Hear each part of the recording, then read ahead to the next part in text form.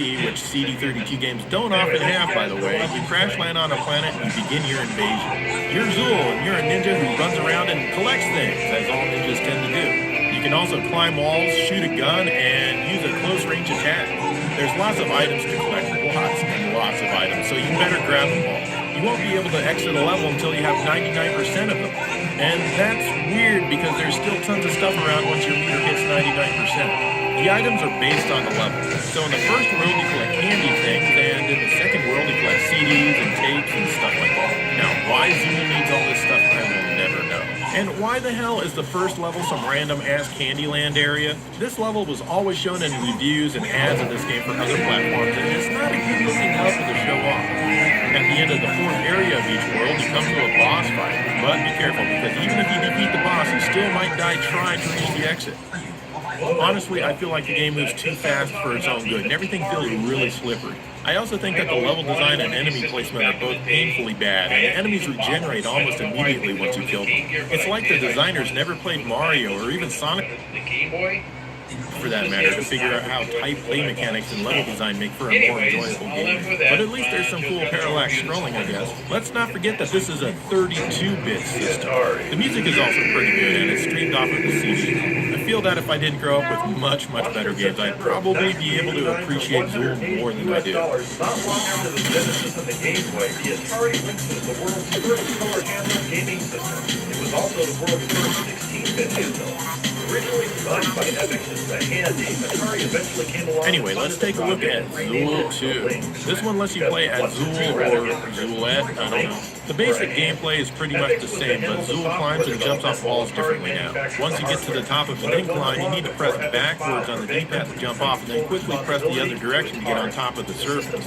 Very weird. The level design and enemy placement are still chaotic at best, but at least the graphics are a little better. Hell, even the music is a little better. All in all, I'd rather play Zool 2 here, but I really don't want to play either. But if you do, you can also get this one on lots of other platforms like the Game Boy, Genesis, and Super Nintendo. Unless you want to play Zool 2, then it's either this, the Amiga proper, the PC, or the Jaguar, or as the British say, Jaguar. Ultimately, Atari didn't attract any third-party developers for a high-profile game system built in sales and publishing. It ended up selling nearly 3 million units from the library in 74 days. Here's Simon the Sorcerer. This one features a full talkie soundtrack. Oh boy! So you're an English lad who accidentally gets stuck in a world of wizards and Warcraft. Or wizards and warriors, I don't know. You've got to find and deal with the evil Sorted, but before you can do this, you must become a wizard yourself. As you can see, it's a point-and-click adventure. I generally like these, and this one has its charms, though I haven't gotten very far yet. The main issue with it is that it's incredibly slow. Also, all of the spoken dialogue comes out only on the left speaker. What's the square root of 1369? 37. Joe says that this is a flaw of the original Amiga sound chip inside. Everything is usually hard panned left or right. Personally, I think he just doesn't have his right channel play. You can tell that this was a ported Amiga game, and there's lots of these on this console. Still, if you have the time, I recommend it because it has a good sense of humor and it's decently enjoyable. When I move my mouse pointer over you, it says wizards. Fair enough, I suppose. Disguise enough now. What did you want to speak to us about anyway? If you want awesome platforming, then look elsewhere, because this is Super Frog. So you're chilling with your hottie when a jealous witch kidnaps your squeeze and turns you into a frog. I guess she was jealous of you getting between her and your hot blonde. But then you drink a strange bottle of liquid that was floating down the stream, which is always recommended. Now you're Super Frog, and off you go to save the day. And your woman, too. Here we have an extremely basic platform. Unfortunately, the up button jumps, and if you're using the CD32 controller, you'll notice that the D-pad is crooked. This will often cause you to accidentally jump when you press right. It takes a while to get used to. There's lots and lots of items for you to collect as per usual with platformers on this system, but you need to collect a certain amount of coins here before you can complete the level. Everything has that European platformer feel, and back then I've got to say that they certainly were not pros of the genre. The control is kinda tough and not exactly fluid. The graphics look less than 16-bit, and the level design can be weird at times. The music is bouncy, but you won't be begging for a sound test. This game is okay, but I doubt it sold a lot of CD32s or Amigas. The other option turns the music on and off. It's easy to get beaten up in real life, but fortunately you can collect bat symbols to restore some of it and also get more battery life. Sadly, this game Dynamite will The be Amiga version of Battletoads is playable here on the CD32. It has a cool intro with some nicely enhanced music. Unfortunately, that's where the goodness ends. First of all, you can only choose music or sound effects, not both, thanks to the Amiga's very limited sound chip. I'll go with the music. Secondly, the game seems to use only one button. It's a damn chore to punch, and I'm still not quite sure if I'm doing it when I do it. The graphics don't look any better than the NES, really. The screen is a lot smaller. I made it all the way up to the third enemy in the game. Because you move very slowly. Not only that, but you have next to no invincibility after you get hit. So I make it faster and on to stage 2. I missed the first jump and I'm dead. That's right. Here's Skeleton Crew by Core. Core is really good, so this should be good. Oh, yes, by Early Core. Anyway, still shows promise. It's an isometric run and gun for lack of better description. You can shoot, jump, and switch between weapons. Unfortunately, the control is weird as hell. You have two buttons that shoot. Holding either one causes your guy to begin rotating. The left shot button causes him to rotate right, and vice versa with the right shot button, completely backwards to what you'd expect. Holding both shot buttons simultaneously actually allows you to shoot straight. So, needless to say, you'll be spending most of your time holding both shot buttons. If it weren't for the bizarre controls, this could actually be a pretty decent game. I mean, I love the atmosphere and the music. It can be kind of tough to hit your enemies, and they're definitely bullet sponges, so the game could use a bit of refinement in that area as well.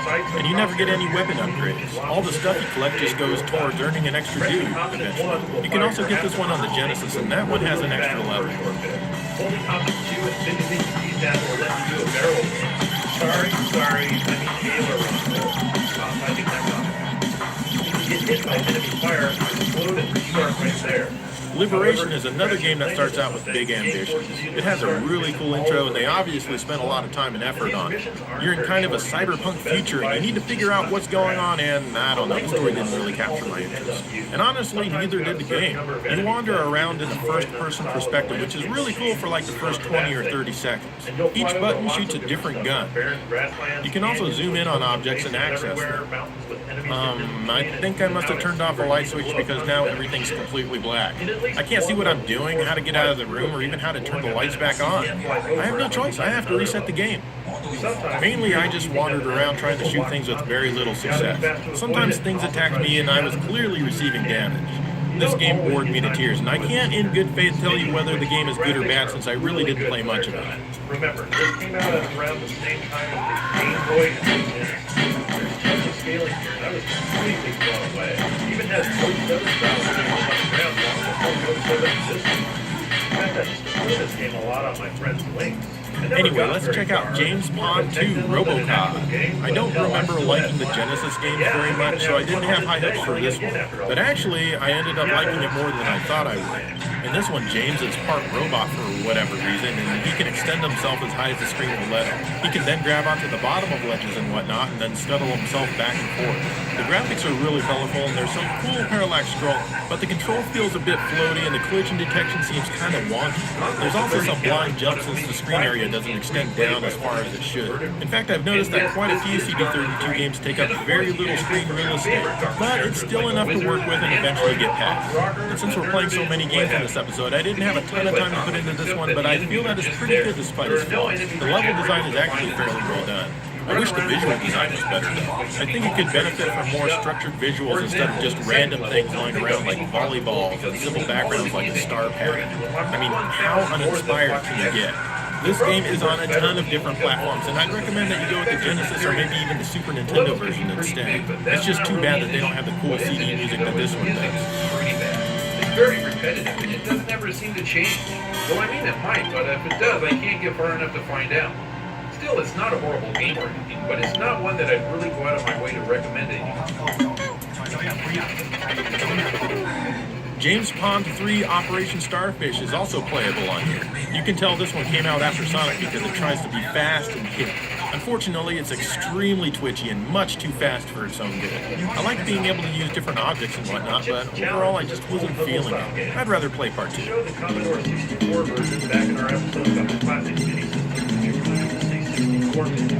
The Wix version is the same, well actually maybe a bit better. This is here isn't bad or anything. Anyway, premise of this game is that Here's the amazing Heimdall 2. This is an isometric adventure game where you play as Heimdall. You must travel to different lands and collect pieces of the secret amulet to stop Loki. As the game came to life on my screen, I was thinking how cool this looked. I really like the cartoony artwork here. Heimdall isn't the only playable character in the game. You can also choose a woman named Ursha. Both of these characters are clunky to control, but after a while I think it's something one could get used to. But one thing that I think would be hard to get used to is the inventory screen. Here you can equip weapons, use items, manage your spells, and more. There's lots of icons here, and learning all of them will take some time, so you'll have to be very patient. The game in general moves really slow. Even the battles seem to take forever, and I'm not even sure if I'm getting close to killing this orc. He sure is giving me a pounding, though. After playing this game for a while, I've decided that it's nothing that I really care to continue playing. If you like this game, great. I'm really happy for you, but as for me, I'll pass.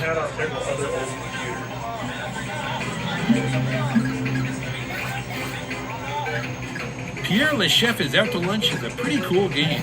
Pierre is a chef and his food is all escaped. Oh no! What to do?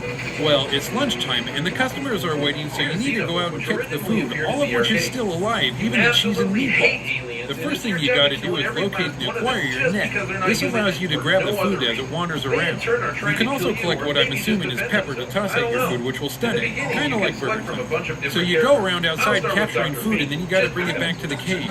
Once you collect enough food, the doorway opens to the next level. I feel kind of bad for the customers who are gonna have to eat this dirty-ass food. Oh well, what they don't know won't hurt them. The platforming is okay, but slightly slippery. And there's ice, which is even more slippery. The platforming gets tough pretty fast. How the hell do I make this jump? It's infuriating.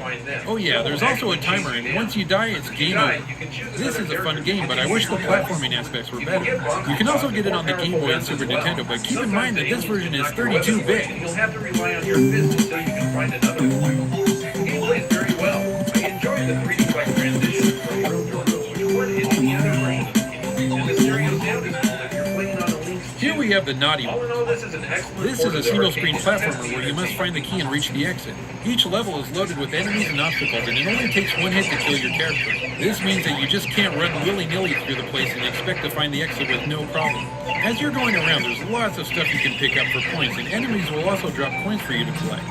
Luckily, you have a bouncy ball for a weapon. You can play with a friend, but both of these extremely naughty boys look almost identical in their naughtiness, so it's easy to get confused. It's a decent game that you could easily spend a good chunk of your time trying to see what comes next. Find his way around all while not dying. I like playing this one on my friend's Links at the time because of the scaling effect that let us basically explore the world in 3D with a really new experience. Disposable Hero is a horizontal shooter. You fire a rapid shot, there seems to be no way to obtain any other weapons or power up the shot despite a few different icons that you collect. Sometimes it's very difficult to position yourself and shoot down enemy guns, so it's best just to avoid it. I also find it weird that your weapon makes no sound at all when it fires. The music, though, is pretty good, and I like some of the graphical touches like the reflection in the water here. But overall, though, the game is aptly named. It's very disposable.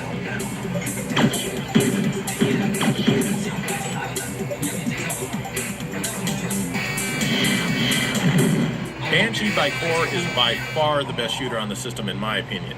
It plays kind of like the 1940 games from Capcom, only it's much more interesting. You fly around and you have a life bar. Sometimes icons will appear which can grant you power-ups, points, or restore your health, among other things. What I really love is the vast amount of detail in the levels. There are tons of troops on the ground who think they can take you out with their little guns, and it's really fun shooting these guys. Usually they splat, but sometimes they catch on fire and run around if you destroy nearby equipment. It's so fun. Even skeletons will crawl out of their grave and try to shoot you down. Suffice it to say that your presence is not desired here. But the story behind this game is even better. It's 1999, but there are no microwave ovens and the TV is still in black and white. Therefore, it's only reasonable that the Styx Empire invades Earth. Your dad was eventually murdered by them for refusing to invent the microwave oven. That's right, they killed him because he did not invent the microwave oven. Now you're on a mission to avenge your dad and bring the Styx Empire down.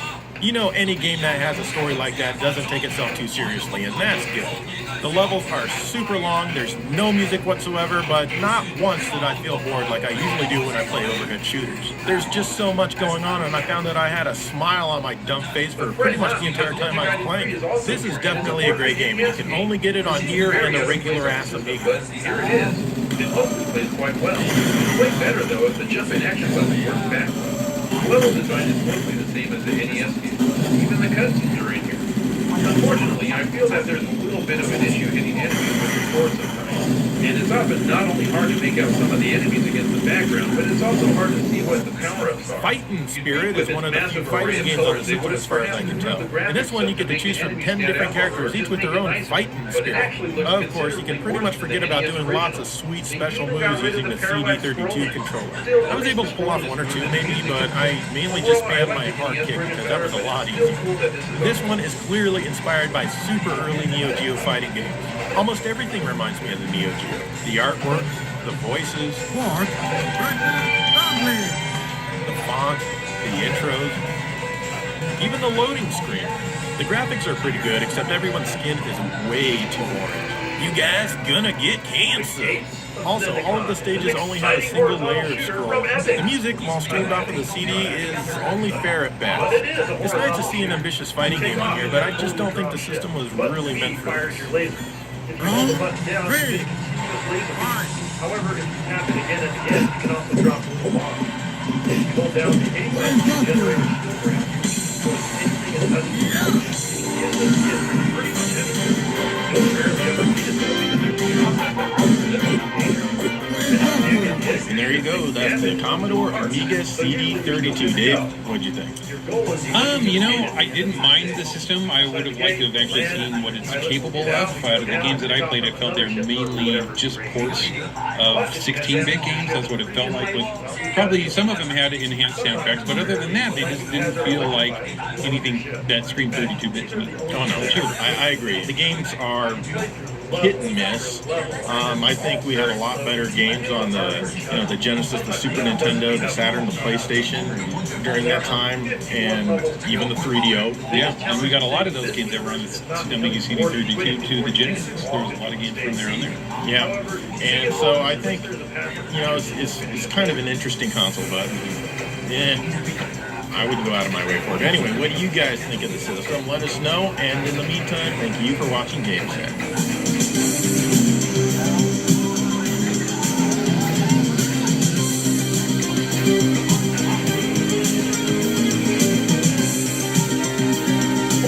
Dragons are still easy to see, all things considered. The first thing you'll notice is that the screen is way too big because they did throttle these like race low resolution screens. This can cause What's up, issues Joe? because the screen is Oh, hi, Dave. I'm enjoying the D-pad of the Super Nintendo Entertainment System controller. It's a very comfortable D-pad that allows precise control of your virtual character. And one of the attack buttons, which is weird. As a result, What the hell is this, Joe? When your input is so unhindered, where's the challenge? Why waste time on this wimpy 16-bit machine? For example, there's no backwards auto The levels are a bit smaller than the original arcade, but mostly faithful. You even get to jump across the bridge in stage 3.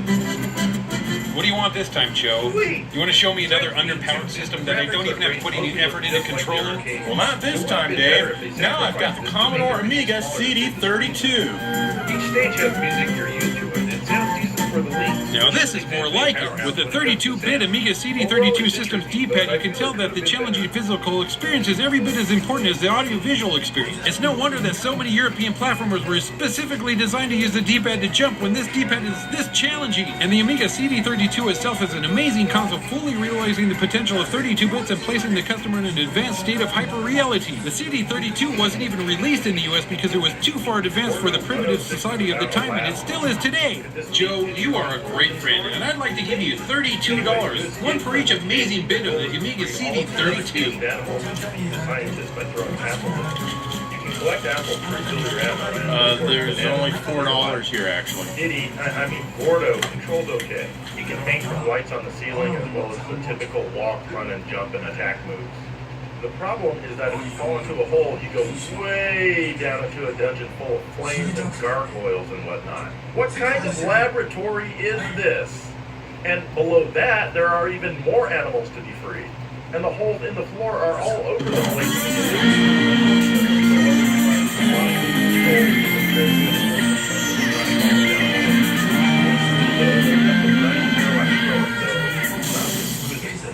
Hello and welcome to GameSet. We are finally doing an episode on the Sega Genesis.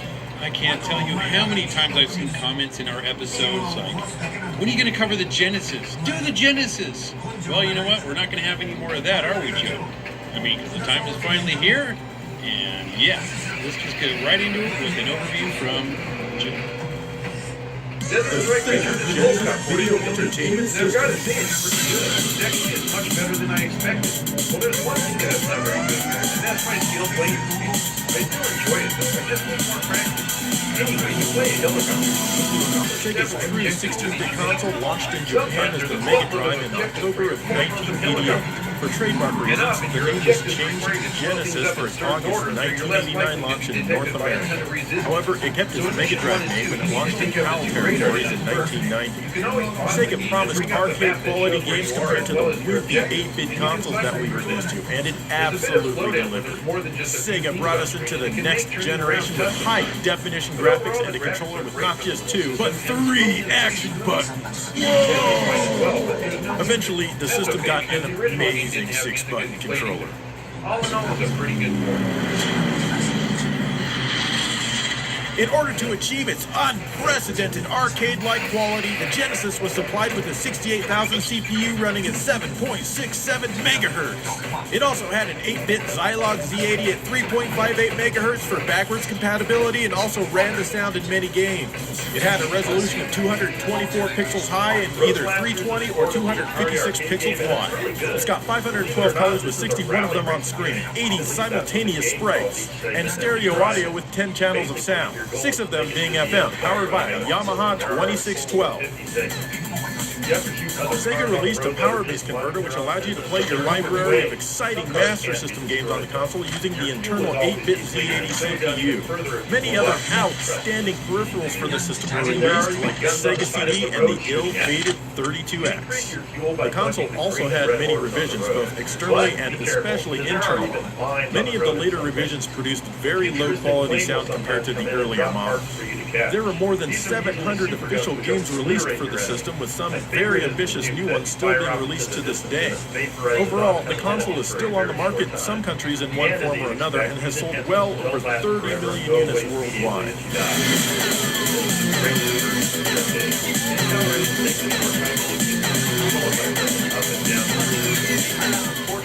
Alright, man, really cool. I mean, what else is there to say? Well, there is a lot more to say because what is the system without games? And without further ado, let's get into those games.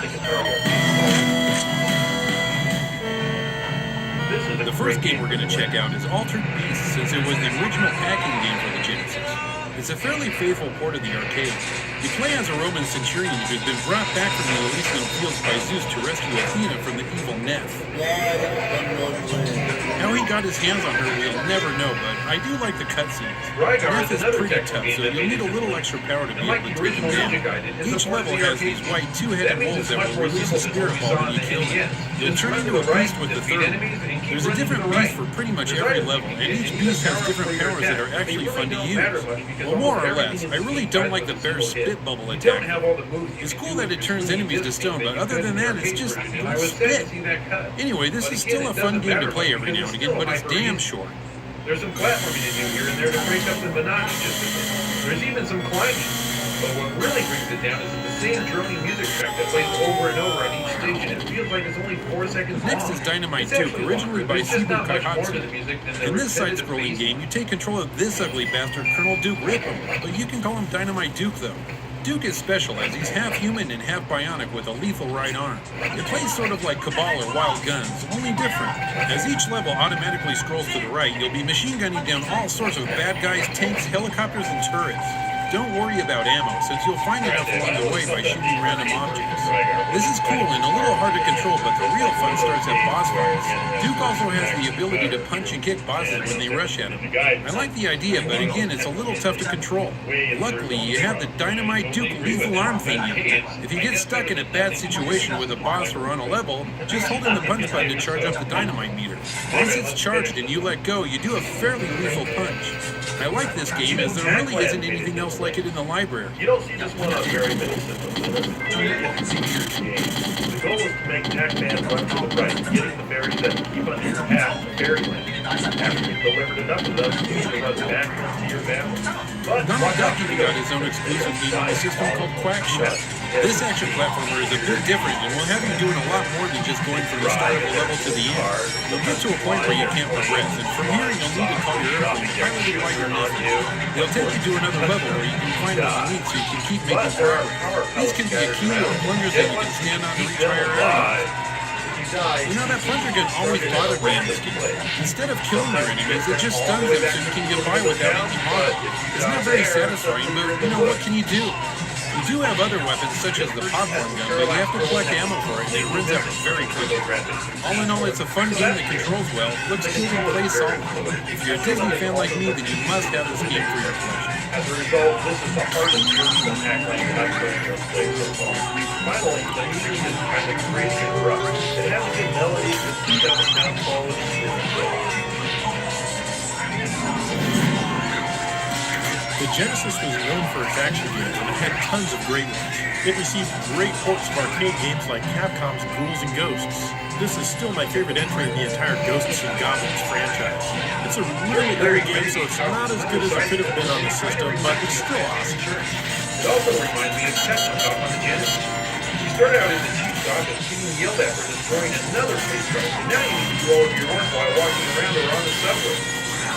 Or how about Strider, also licensed from Capcom? You certainly weren't going to find a port of the arcade version on the NES or the Super Nintendo, that's for sure.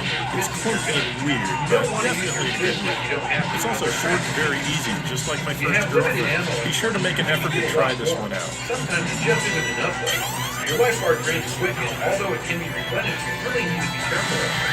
Of course, you only have one life, and when you die, there are no continues, just like in Batman Returns. The Revenge of Shinobi was an evolution of the arcade game, and it added lots of strategy and great music.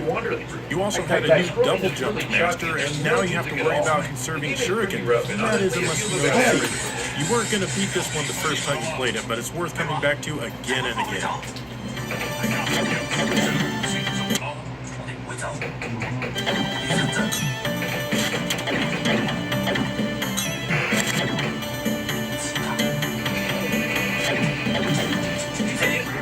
Shadow Dancer followed that up and is a lot more arcadey than Revenge of Shinobi. And since it has one-hit deaths, most people really don't bother with this one.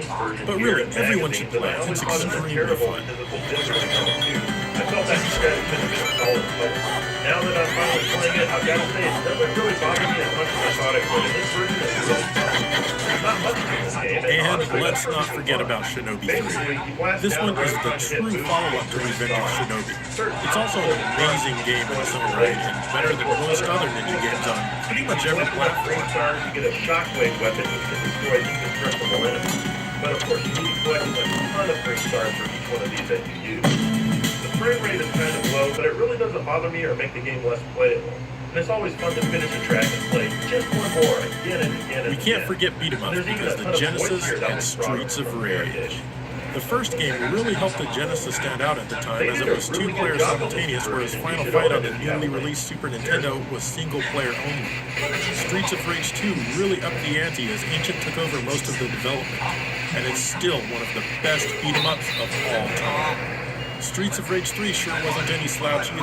Hell, any game where you can punch a bulldozer is A-OK in my book. Yeah, I know I've mentioned that before, but it feels awesome. Checkered Flag is a racing game that's similar to Pole Position. You control your F1 car from behind in a third-person view around the track. It controls fairly well, actually. Of course, lots of third parties were on board to help out, like Konami. Rocket Knight Adventures was a great new IP and it had tons of potential. The initial entry here is great, but unfortunately Konami didn't put as much effort into the follow-up. Maybe now I'll be able to move up in the ranks and win the world championship. I like that there are rear view mirrors on these cars so I can see my opponents. I mean, if there were actually any opponents to see. They did, however, put a lot of effort into Contra Hardcore. This game is absolutely insane. If you thought Contra 3 on the Super Nintendo was tough, you haven't seen nothing. This one offers branching paths and multiple endings, and also crazy, extreme, fast-moving graphics that, well, frankly, put the competition to shame. You've got to try this one out for yourself. It's not a horrible racing game, but it's super easy unless you change the settings.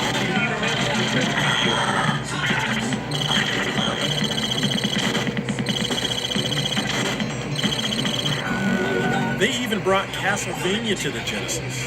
Castlevania Bloodlines is kind of quirky in a lot of ways, like having gems instead of hearts, but it's still Castlevania and it's still awesome. You're able to play as one of two characters.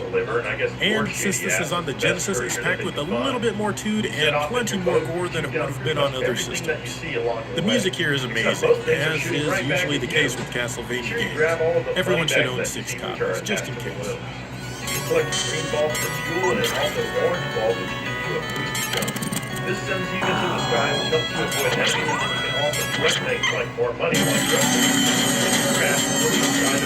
and of course, can't forget Treasure. Treasure was formed by a group of employees who got sick of Konami's nonsense.